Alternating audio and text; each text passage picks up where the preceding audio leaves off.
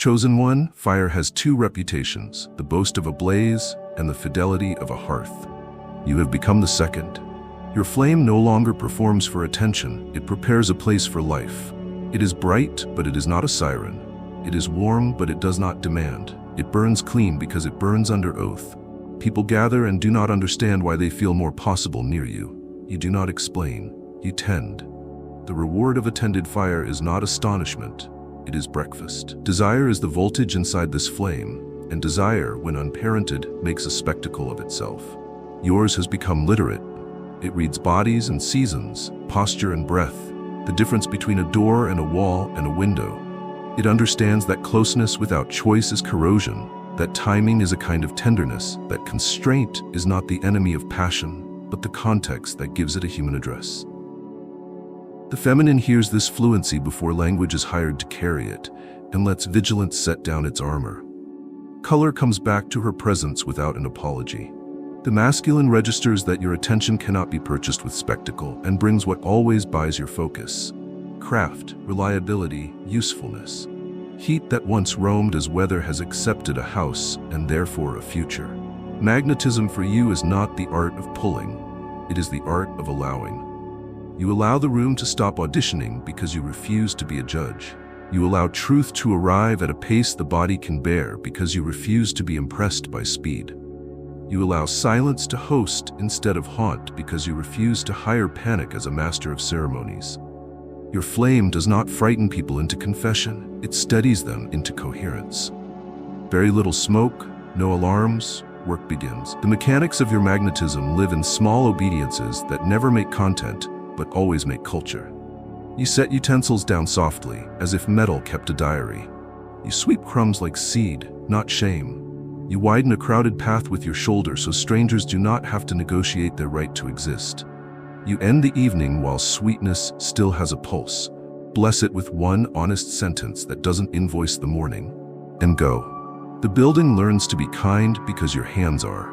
The hour learns to end before mercy is exhausted because your judgment is. These are domestic sacraments, and domestic sacraments are how galaxies stay held together at human scale.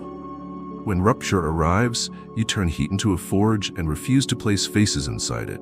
You put the bent thing in the coals instead of throwing it away to look decisive. You speak the grammar that saves futures. This occurred. This ends. This is the repair. This remains good. You draw the line in ink that will not smudge, leave a path back for those who must cross it later, and do not hire an audience to clap at the pain. Your flame is not a weapon, it is a workshop. Those who stand near you learn the difference between punishment and proportion, between victory and continuity, between performance and peace. Your humor glows like banked coals. It gives the circle light and does not throw sparks into curtains. You do not buy the room's relief by mortgaging a human face. You ventilate the hour without puncturing anyone's worth.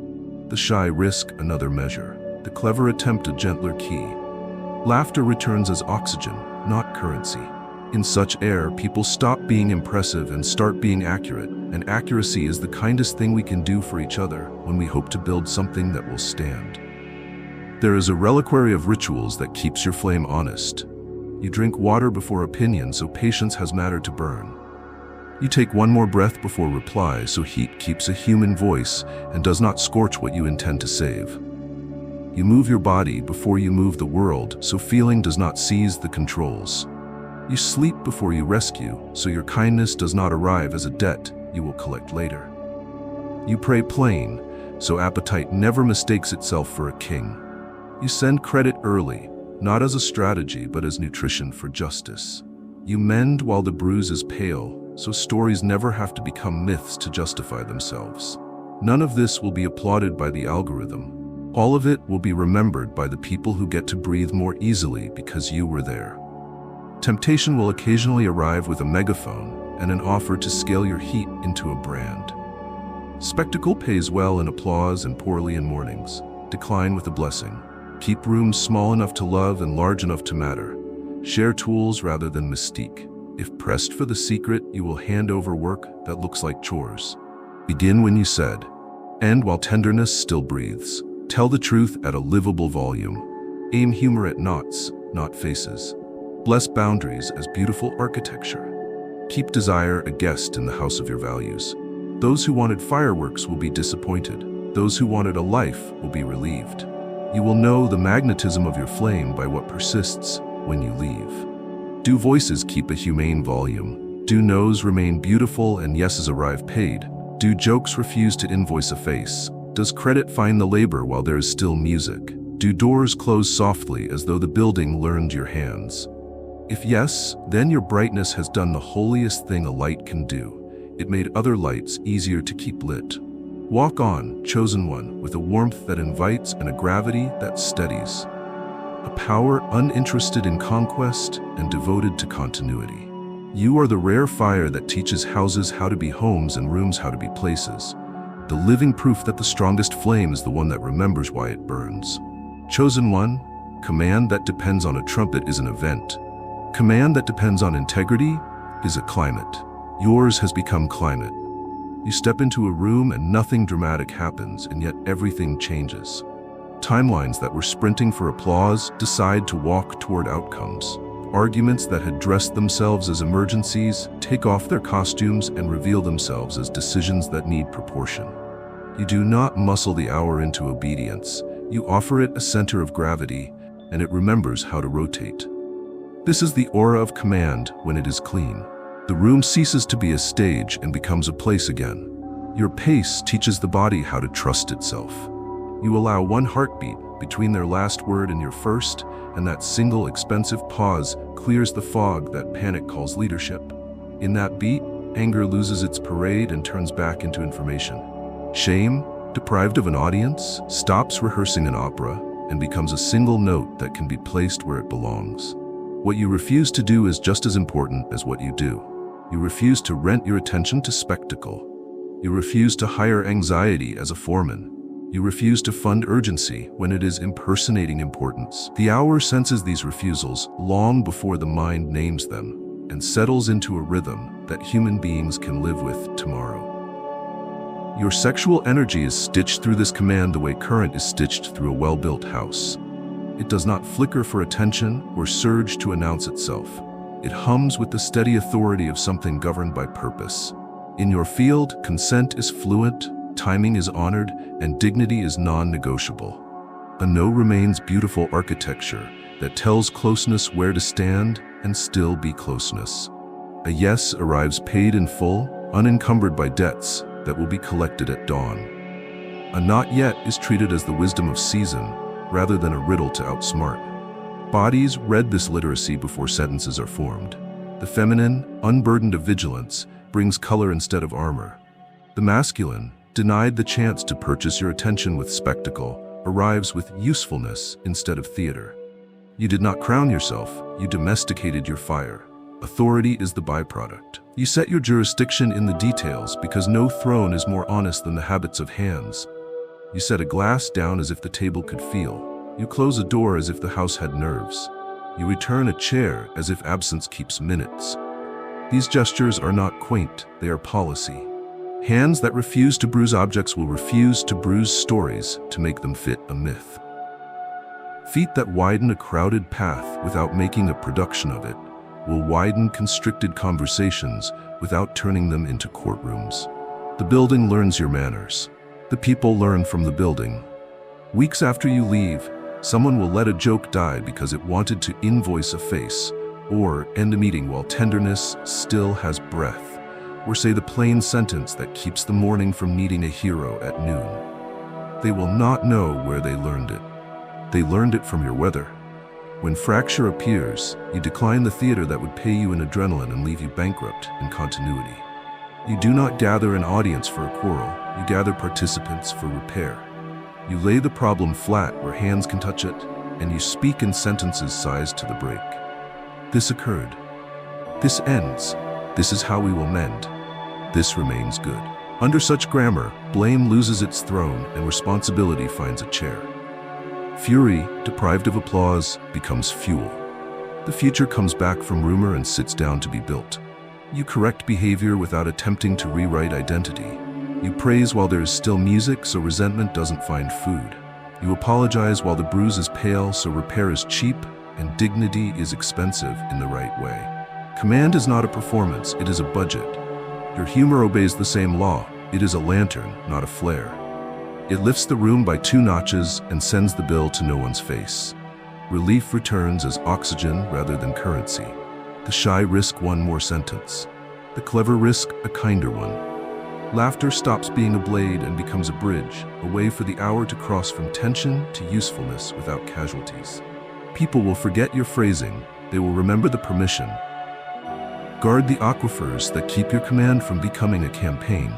Drink water so patience has weight. Breathe twice so truth keeps a human voice.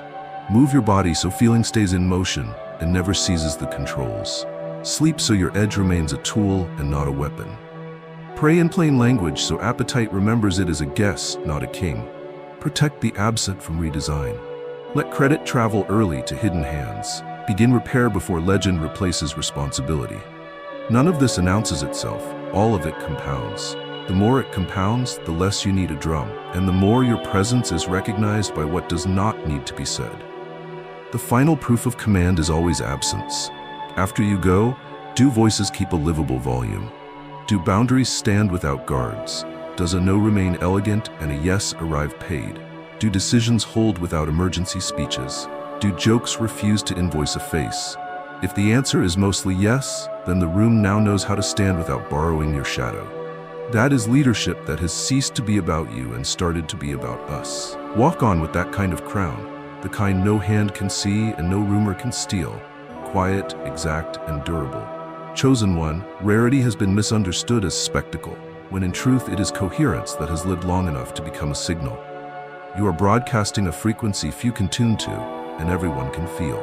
It is not louder than other stations. It is truer. It does not drown them out. It clarifies them. People step into your radius and their own instruments drift back into tune. The jitter leaves their hands, the rush leaves their sentences. The room that wanted to be a contest becomes a conversation, and the conversation becomes a craft. What makes the frequency rare is not that it is exotic, but that it is consistent. Your frequency begins where your day begins. In vows so small, they are invisible to anyone who needs to be impressed. You keep water before opinion so patience has substance to burn. You allow one breath before reply so your tone can carry truth without turning sharp. You move your body before moving the world so feeling keeps traveling and never seizes the controls. You sleep before you rescue so help is covenant, not vanity. You say prayers that sound like instructions, clear, plain, domestic, so appetite remembers it is a guest. You name hidden hands while there is still music so justice eats and resentment starves. You repair while the bruise is pale so stories never have to become myths to justify themselves. These are not flourishes, they are calibrations. Each small fidelity tightens a string. By the time you enter the room, the instrument is ready. Your sexual energy rides this signal the way heat rides light. It is visible, human, unashamed, and obedient to the law that makes humans possible to live with tomorrow. You do not repurpose desire into pressure or admiration into attacks. You keep the grammar clean, consent as language, timing as tempo, dignity as law, so closeness is clean if chosen and harmless if declined. The body reads this before the mind can complement it. In your field, vigilance steps down and radiance returns. Posture stops auditioning and becomes presence. Men stop performing masculinity and start transporting it, carrying weight without noise. Women stop negotiating safety and start choosing color. The signal reassures everyone that nothing authentic has to fight for oxygen. Your frequency edits space with the quietest tools. You angle your stance so a crowded path widens. You set a cup down as if the table could feel. You close a door as if the house had nerves. You return a chair as if absence keeps minutes. The building learns your manners, and people learn from the building because bodies believe physics before they believe speeches. Where objects are spared bruises, so are stories. Where doors close softly, narratives can as well. Where chairs return to place, tempers remember where to sit. Weeks later, far from you, someone will choose precision over performance and not know why it felt cheaper. It felt cheaper because your frequency lowered the price of honesty. Conflict under this signal loses its costume. You refuse to rent attention to drama, and you refuse to starve truth of the oxygen it needs. You remove the audience first, put the problem where hands can touch it, and speak in human-sized sentences that do not need a soundtrack to sound brave. This happened. This stops. This will be mended. This remains good. The cadence is not austere. It is kind. It gives each person a place to stand and a path back after they move. The future, which panic treats like gossip, becomes architecture again. You do not win, you continue. Continuity is the only victory that survives the morning. Your humor plugs into the same outlet. It ventilates without puncturing. It brings the room 2 degrees lighter without selling anyone's face for a laugh. The shy risk a second sentence. The clever risk a kinder one. Laughter returns as oxygen rather than currency. You forget the punchlines you used, but the body remembers the ease. Ease is evidence that the frequency was real and not romantic, a measurable improvement in the cost of being human together. It is tempting to merchandise a signal like this, to scale it into slogans and sellable rituals. You will be invited to become a brand of rarity rather than a practitioner of it. Decline with a blessing. Keep your room small enough to love and large enough to matter. Share tools rather than mystique. When pressed for secrets, hand over chores. Begin when you said, end, while tenderness still breathes. Tell the truth at a livable volume. Aim humor at knots, not identities. Bless boundaries as beautiful architecture. Send credit early. Start repair soon. Keep desire a guest in the house of your values. Those who wanted fireworks will be disappointed. Those who wanted a life will be fed. You will know the frequency is rare in the right way by the behavior of rooms after you leave. If voices keep a humane volume, if no's remain beautiful and yeses arrive paid, if decisions stand without emergency speeches, if jokes refuse to invoice a face, if mornings begin without cleaning up the night, then your signal has detached from your body and attached to the culture. People will not remember the moment they tuned. They will only notice that they have been in tune for a while. That is as it should be. True rarity is not the spotlight that finds you, it is the light you leave behind. Walk on, chosen one, emitting what you have earned by repetition rather than performance. Let your presence keep lowering the cost of honesty and raising the yield of kindness. Let your heat stay in its house and your calm keep its riverbed. Let your words remain tools and your endings remain merciful to mornings. Be the frequency that teaches rooms to sing on key without a conductor and teaches people to be themselves without paying a tax. In a loud century, that is the rarest sound of all. Chosen one, mystery is not the fog that hides you. It is the clarity that cannot be reduced. You are not hard to understand because you are obscure. You are hard to summarize because you are whole. People search for the trick and find only practices. They look for the secret and touch only customs. They listen for the spell and hear only a man keeping faith with small hours. Your presence turns speculation into work. Those who arrive to decode you end up decoding themselves, as if your nearness were a mirror that refused to flatter and refused to accuse, offering only a faithful image and the time to become it. You have learned the art of invisibility that leaves evidence. The evidence is ordinary and therefore undismissible. A door closed softly so the morning is not startled. A glass returned without announcing its landing. A threshold crossed with shoulders that make space without asking permission to exist. People cannot post these things, they can only live them. Weeks later, in rooms you will never see, someone will end a gathering with mercy still warm in it, or let a tempting rumor die of hunger, or choose a tone that refuses to turn accuracy into injury, and no one will know why the option felt obvious. The mystery is that you do not ask to be remembered, and the world remembers how to behave after you leave. Your sexual energy contributes to this in a way that resists advertisement. It is not a campaign, it is a vow. You will not convert admiration into a tax. You will not translate desire into pressure. You will not hire urgency to impersonate intimacy. You keep your heat where it belongs, visible, human, governed, and the body across from you reads the policy long before the mind makes a speech about it. Boundaries become a kind of beauty rather than a barricade. The yes that does arrive carries its own fare. The not yet keeps its name and its dignity. In that climate, people do not shrink to be safe. They expand because they are safe. The mystery is not how you attract. It is how you refuse to consume. You have stopped treating silence as a weapon and taught it to be a room. In that room, sentences come in at a human pace. Anger forgets its parade and turns back into information. Shame, which cannot survive oxygen, downsizes to a detail. Even humor remembers it is meant to be an inhaler and not a blade. You are not the center of this process. You are the steward of the conditions that allow it. You host without heisting. You lower the price of honesty until anyone can afford it, and then you step aside so the work can happen without you becoming its myth. Mystery, when it matures, has the humility to narrate. You tell the ones coming after you why things are in this order and not that. Why this line is drawn in ink without drums. Why this apology is offered while the bruise is pale. Why endings arrive before sweetness turns to residue. You are not aiming to be irreplaceable. You are teaching standards that do not need your shadow to stand. Myths are heavy and brittle. Practices are light and strong. The living mystery is that you are dissolving your necessity even as your influence expands. There is a paradox you carry steadily now. You are both permission and limit. You are permission for color to return to voices and for precision to return to work. You are limit for cruelty dressed as cleverness and for theater dressed as leadership. You allow the room to be generous with laughter so long as no one's face pays the bill.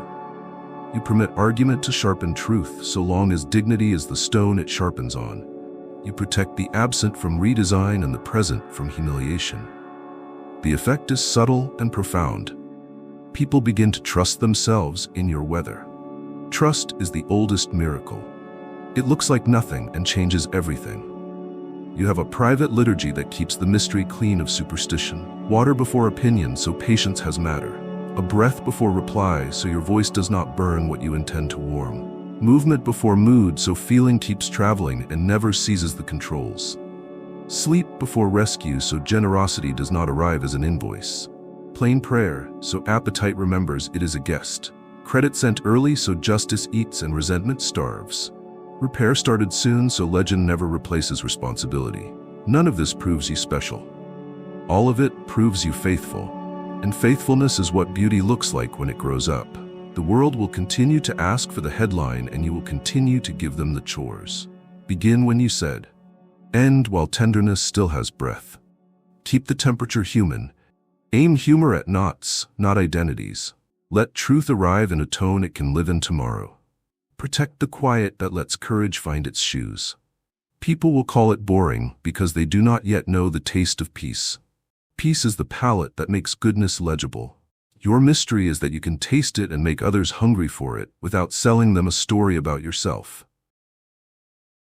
If you need proof that the mystery is alive and not theatrical, measure the afterglow.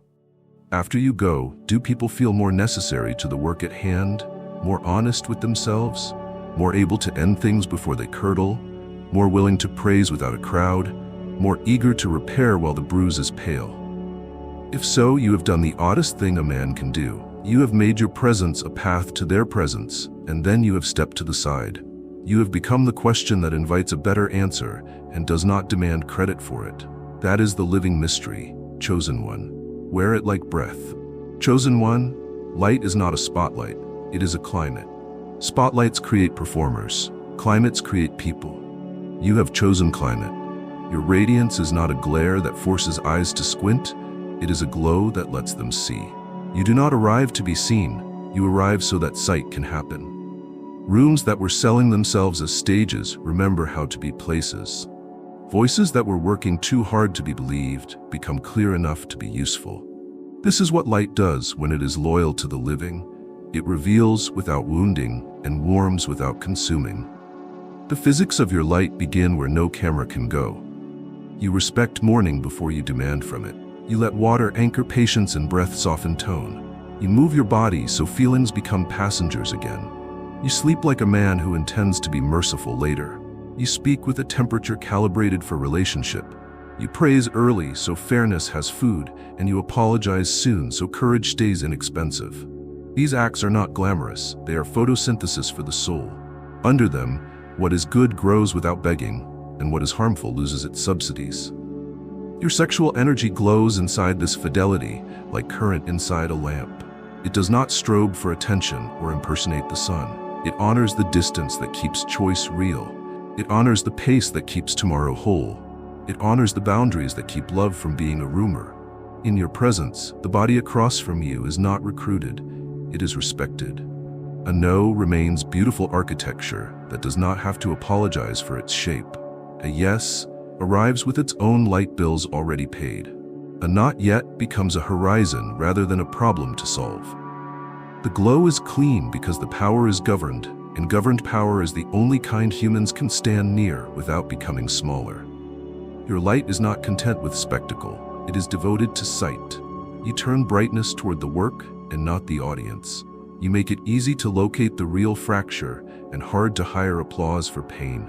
You put problems where hands can touch them and keep the grammar that has saved so many mornings. This happened. This stops. This will be mended. This remains good.